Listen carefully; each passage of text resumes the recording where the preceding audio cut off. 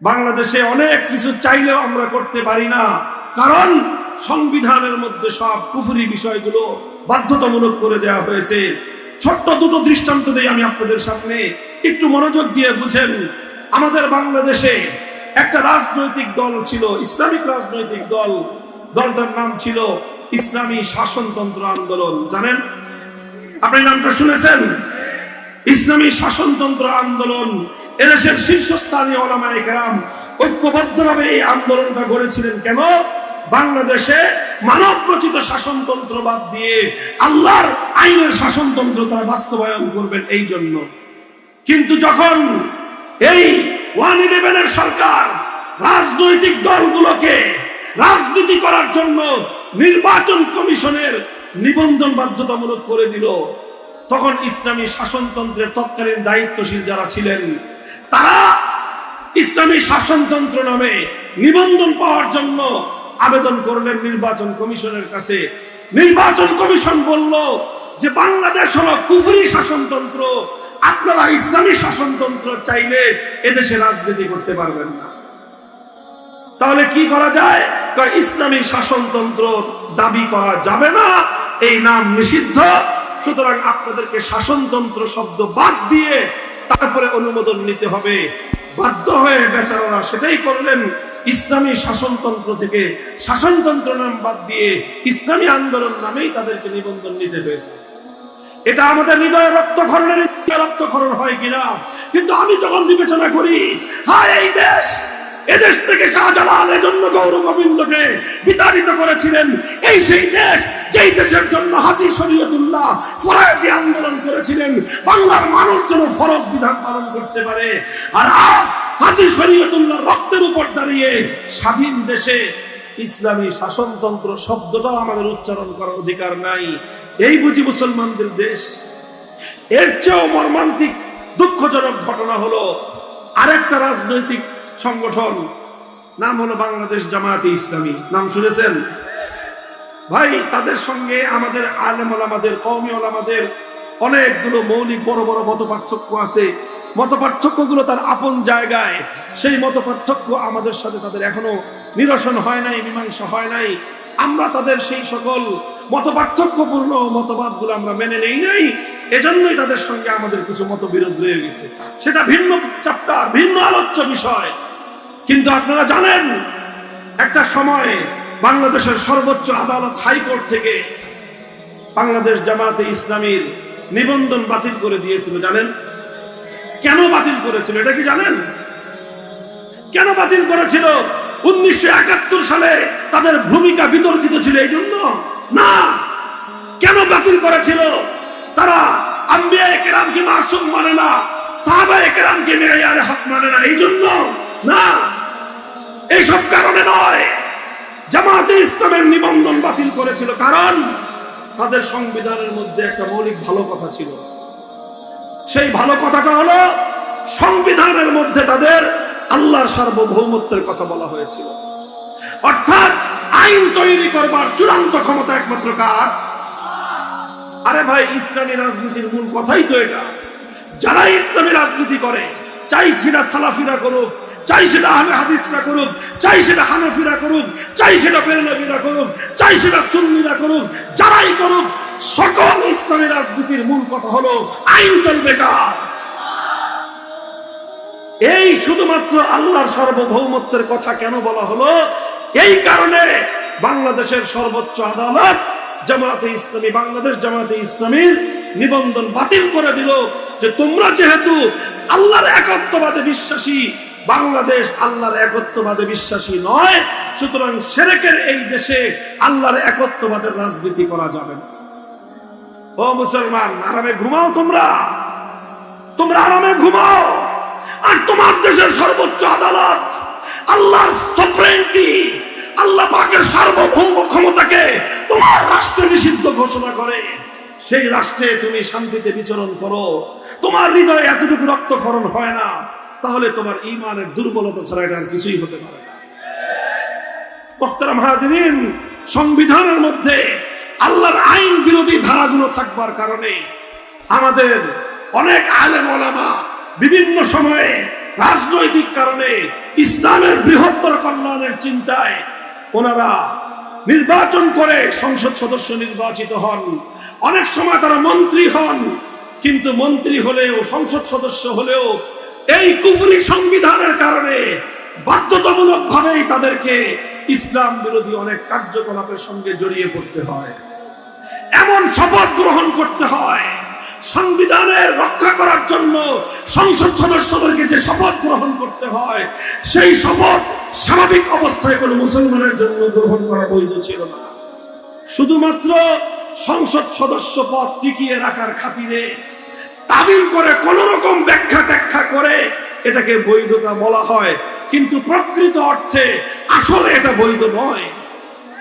আমরা মন্ত্রী হলে সব মন্ত্রীদের সঙ্গে যেতে হবে শহীদ মিনারে, যেতে হবে স্মৃতিসৌধে, সেখানে গিয়ে মৃত ব্যক্তিদের আত্মার প্রতি শ্রদ্ধা জানিয়ে পুষ্পস্তবক ফুলের তোড়া উপহার দিতে হবে। ওলামায়ে কেরামকে জিজ্ঞাসা করেন, চার মাযহাবের আলেমদেরকে জিজ্ঞাসা করেন, আল্লাহর পয়গম্বরের সহিহ হাদিসগুলো কি বলে? কোনোভাবে কোন মৃত ব্যক্তির জন্য এইরকম কোন স্মৃতিসৌধ নির্মাণ করা ইসলামের মধ্যে বৈধ নাই। এরকম বেদি তৈরি করা বৈধ নাই। আবার সেই বেদির মধ্যে ফুলের তোড়া উপহার দেওয়া মৃত ব্যক্তির জন্য ইসলাম এই শরীয়তের মধ্যে এটা বৈধ নাই। এরকম অসংখ্য অগণিত ইসলাম বিরোধী কার্যকলাপ আমাদের করতে হয়, কারণ ওই সংবিধানের মধ্যে ভূত বসে আছে, শিরকের ভূত। সংবিধানের মধ্যে বসে আছে শিরকের ভূত। ও মুসলমান, আজ আমি তোমাদের সামনে এই আলোচনাটা কেন উত্থাপন করলাম? কারণ এখন বাংলাদেশের সবচেয়ে গুরুত্বপূর্ণ ইস্যু হলো সংবিধান সংস্কার। এই সংস্কারের জায়গায় নানা জনে নানা কথা বলতেছে।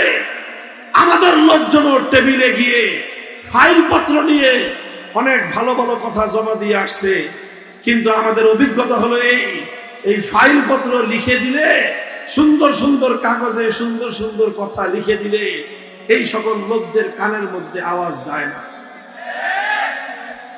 এই জন্য আমরা স্পষ্ট ভাষায় আমাদের বক্তব্য পরিষ্কার করে তুলছি। এই যে 5ই আগস্টের বিপ্লবোত্তর এই বিপ্লবী বাংলাদেশে যে সংবিধান হবে, সেই সংবিধানে এমন ধারা সংযুক্ত থাকতে হবে, কোরআন সুন্নাহ বিরোধী যে কোনো আইন, যে কোনো ধারা, যে কোনো নীতিমালা বাংলাদেশে বাতিল আর অকার্যকর বলে গণ্য হবে। এই ধারা সংযুক্ত করতে হবে। আর জাতির পিতার প্রশ্নের স্থায়ী সমাধান করতে হবে। আমরা বিতর্কিত এক ব্যক্তিকে যেরকম জাতির পিতা মানি না, ঠিক আবার অনেকে আমেরিকান মডেলে 14টা পিতা জাতির কান্দে বসায় দেওয়ার ধান্দা করতেছে। আমরা এক বাবা মানি না, এই বিতর্কিত বাপ। আর এই বহু বাপের জাতি হওয়ার এই থিওরিকেও বাংলাদেশের মানুষ এটাকে অ্যাকসেপ্ট করবে না। আমাদের কথা হলো এই বিতর্কের কোনো প্রয়োজন নাই। আমরা মুসলিম জাতি হিসেবেই সেই 1905 সালে পূর্ববঙ্গ আলাদা হয়েছিলাম পশ্চিমবঙ্গ থেকে। আমরা মুসলিম জাতিসত্তার ভিত্তিতে 1947 সালে ভারতকে তালাক দিয়েছিলাম। আমরা কোরআন সুন্নাহর আইন তৈরি করার জন্যই 1971 সালে পশ্চিম পাকিস্তানের থেকে আমরা স্বাধীনতা অর্জন করেছিলাম। সুতরাং আমরা মুসলিম জাতিসত্তার পরিচয় নিয়ে আমরা আমাদের জাতীয় পরিচয় গড়ে তুলতে চাই। আর মুসলমানদের জন্য আল্লাহর কোরআন স্পষ্ট ভাষায় পিতার পরিচয় দিয়েছেন, মিল্লাতা আবিকুম ইব্রাহিম হুয়া সাম্মাকুমুল মুসলিমিন। পৃথিবীতে মুসলমান হিসেবে যারা পরিচিত তাদের সকলের জাতির পিতাকে।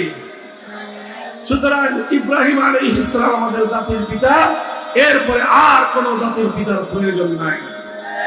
আর আল্লাহর সার্বভৌমত্বকে চ্যালেঞ্জ করে যেই সংসদের সার্বভৌমত্বের যে কনসেপ্ট সংবিধানের মধ্যে রয়েছে, আল্লাহর আইন বিরোধী অসংখ্য অগণিত নীতি, আইন, ধারা যেগুলো বাংলাদেশে কার্যকর রয়েছে, কোরআন সুন্নাহ বিরোধী সকল আইন, সকল নীতিমালা অকার্যকর এবং বাতিল করার ব্যবস্থা করতে হবে। বলবেন যে হুজুর এত বড় বড় দাবি করতেছেন কেন? কারণ এই দাবি আমরা এজন্য করতেছি, যে আমরা মনে করি যে আজকের বাংলাদেশ এই বিপ্লবের জন্য উপযুক্ত হয়ে উঠেছে। 5ই আগস্ট এটা শুধুমাত্র ফ্যাসিবাদ বিরোধী বিপ্লব ছিল না। আপনারা লক্ষ্য করে দেখবেন 5ই আগস্টের যে একটা বিপ্লবের যে একটা প্রতীক ছিল, এই বিপ্লবের যে সবচেয়ে বড় সিম্বল ছিল, সেটা হলো 5ই আগস্ট বিপ্লব হওয়ার পর 1 ঘন্টার ব্যবধানে কোনো আলেম ওলামাদের কিছু বলতে হয় নাই, কোন নেতাকে নেতৃত্ব দিতে হয় নাই, কাউকে ঘোষণা দিতে হয় নাই।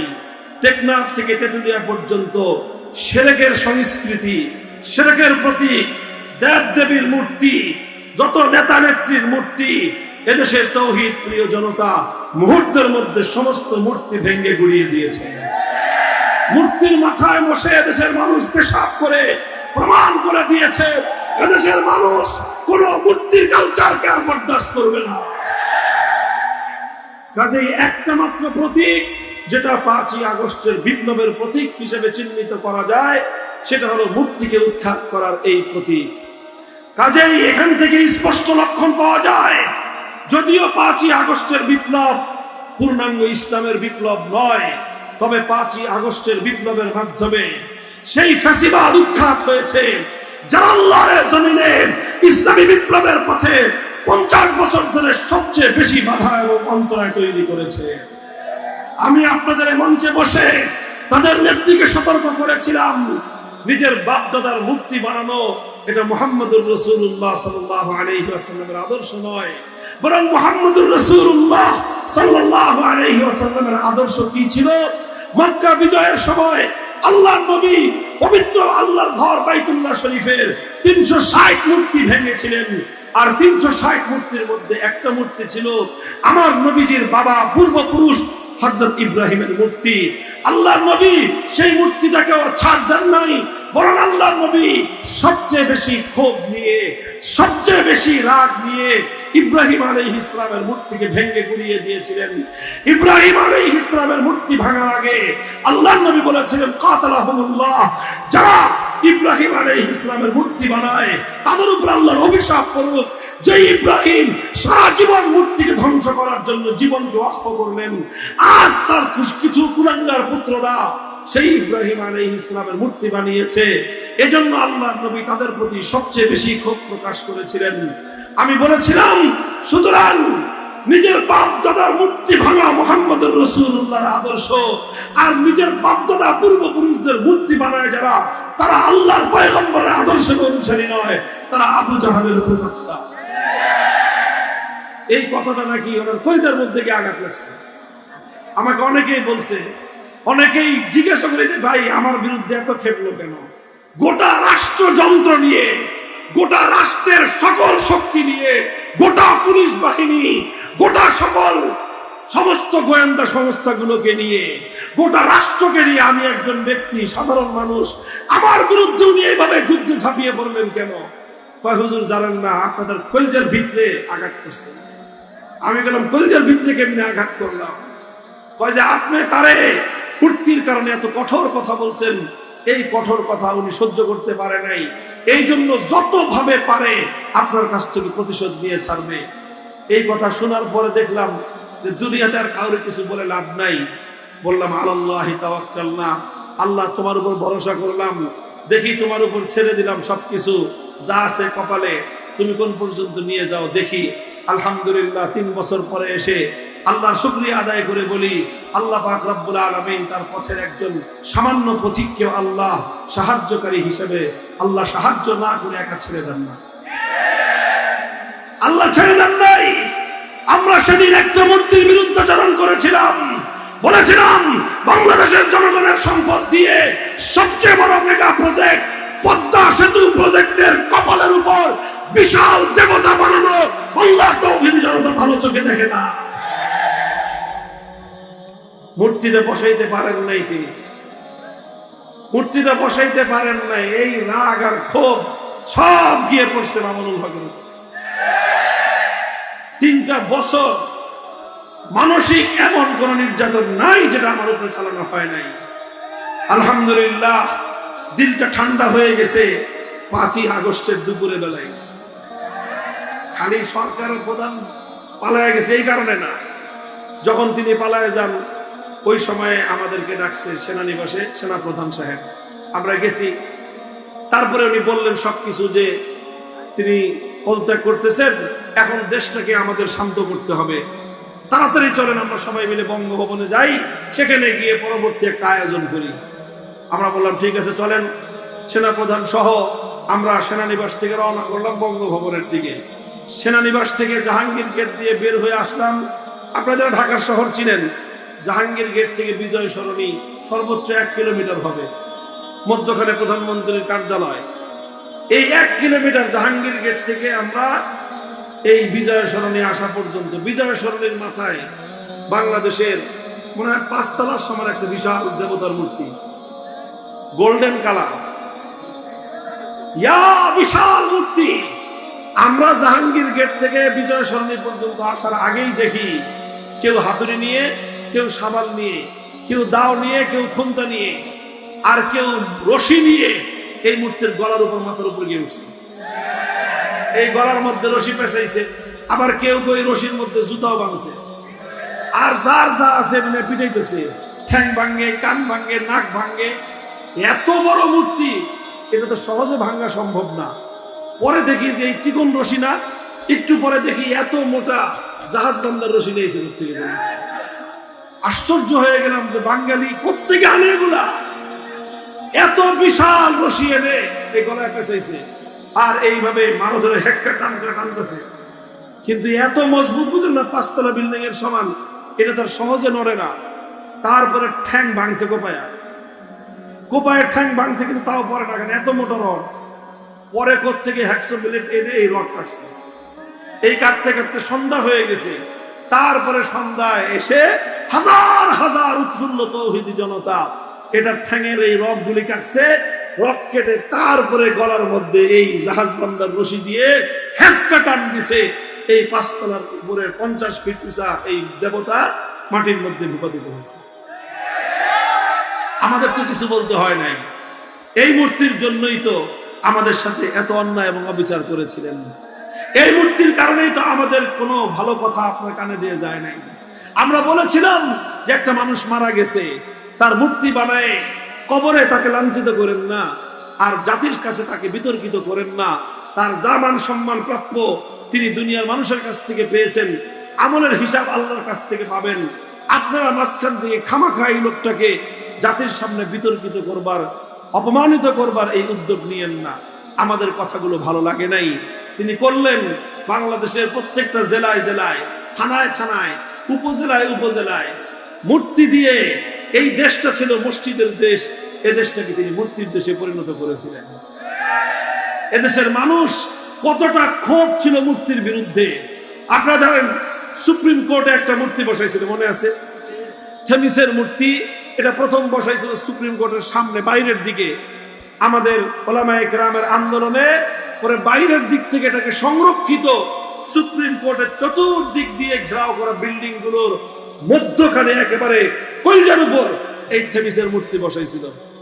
5ই আগস্টের পরে এক কাজে আমি সুপ্রিম কোর্টে গেছি, হাইকোর্টে। আমার কৌতূহল হলো যে থেমিস কই, যে কই থেমিস ফেমিস, ওর যে বেদি ছিল সেই বেদি সহ বাঙালিরা সব হাওয়া করে দিচ্ছে। ওই থেমিস মূর্তির আর কোনো নাক নিশানা কোনো কিছুই খুঁজে পাওয়া যায় না, কই গেছে নাম নাই। আলহামদুলিল্লাহ, এটা প্রমাণ করে বাংলার মানুষের হৃদয়ে আজও শাহজালালের চেতনা বিদ্যমান। যখনই এদেশে কোন গৌর গোবিন্দের আবির্ভাব হবে, শাহজালালের সন্তানরা আল্লাহু আকবার বলে আবার ঝাঁপিয়ে পড়বে।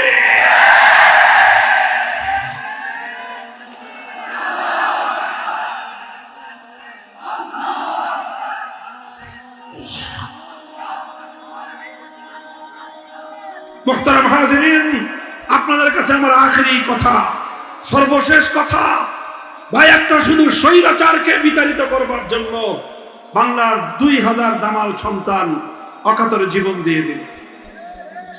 মৃত্যুকে দেখে সামনে মরণ, নিশ্চিত মরণ যেন এদেশের মুক্তি পাগল জনতা কিভাবে আগে গিয়েছে আপনারা দেখেন নাই? একটা ছবি, একটা কথা সামাজিক যোগাযোগ মাধ্যমে ব্যাপক প্রচার পায় নাই? স্বরাষ্ট্রমন্ত্রীকে একজন পুলিশ কর্মকর্তা বলতেছে, স্যার গুলি করি, মরে একটা, বাকিটি যায় না। বলে নাই? অর্থাৎ একজন মরে, একজন সাথীর সাক্ষাৎ শহীদি মৃত্যু দেখে একজনকে গুলির মুখে মাটিতে পাখির মতো পড়ে যেতে দেখে তার সাথীরা পিছপা হয় না, বরং আরো শতগুণ শক্তি দিয়ে স্বৈরাচারের বিরুদ্ধে বাংলার দামাল ছেলেরা যুদ্ধের জন্য এগিয়ে আসে। আরে এটা তো একটা স্বৈরাচারের বিরুদ্ধে এদেশের মানুষের এই প্রেরণা। আল্লাহর কসম খেয়ে বলি, হে ওলামায়ে কেরাম, আলেম সমাজ, আমরা শুধু মাদ্রাসার ছাত্রদের কথা জানি। আজ বাংলাদেশের প্রতিটি শিক্ষাঙ্গন, পাবলিক এবং প্রাইভেট বোথ ইউনিভার্সিটিজ, উভয় ধরনের ইউনিভার্সিটিগুলোতে লক্ষ লক্ষ ছাত্ররা আজ প্রস্তুত হয়েছে। তারা ঈমান এবং শিরকের পার্থক্য করতে চায়, তারা হক এবং বাতিলের মধ্যখানে পার্থক্যের রেখা টানতে চায়, তারা তাগুতকে অস্বীকার করে এক আল্লাহর তাওহীদকে প্রতিষ্ঠা করতে চায়। শুধু মাদ্রাসার ছাত্ররা না, পারবা না। তোমরা মাদ্রাসাগুলোকে জঙ্গি প্রজনন কেন্দ্র বলে মাদ্রাসাকে দমন করতে চেয়েছো। প্রতিটি বিশ্ববিদ্যালয়ের চত্বর থেকে আল্লাহর দ্বীনের সৈনিক তৈরি হচ্ছে। এই ধারা ইনশাআল্লাহ আল্লাহ চাহে তো এটা চূড়ান্ত পর্যায়ে পৌঁছবে। ইউরিদুনা লিইউতফিউ নূরাল্লাহি বিআফওয়াহিহিম ওয়াল্লাহু মুতিম্মু নূরিহি ওয়ালাউ কারিহাল কাফিরুন।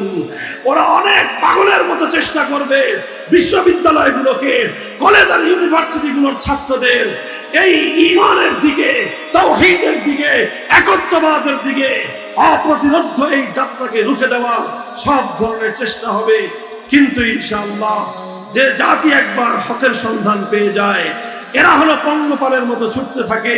পঙ্গপাল যেরকম যখন মোমের আগুন দেখে তখন পৃথিবীর কোনো বাধা এই ছোট্ট পঙ্গপালগুলোকে মোমের আগুনে ছাপিয়ে পড়া থেকে রোধ করতে পারে না। যারা একবার তাওহীদের আলো দেখেছে, যারা একবার ইসলামের এই সৌন্দর্যের প্রতি আকৃষ্ট হয়েছে, যারা একবার তাওহীদের অমীয় সুধা পক্ষে ধারণ করেছে, এ জাতি আজ না হয় কাল আল্লাহর এই জমিনে ইসলামের বিপ্লব আনবেই, বিপ্লব আনবেই, বিপ্লব আনবেই ইনশাআল্লাহ।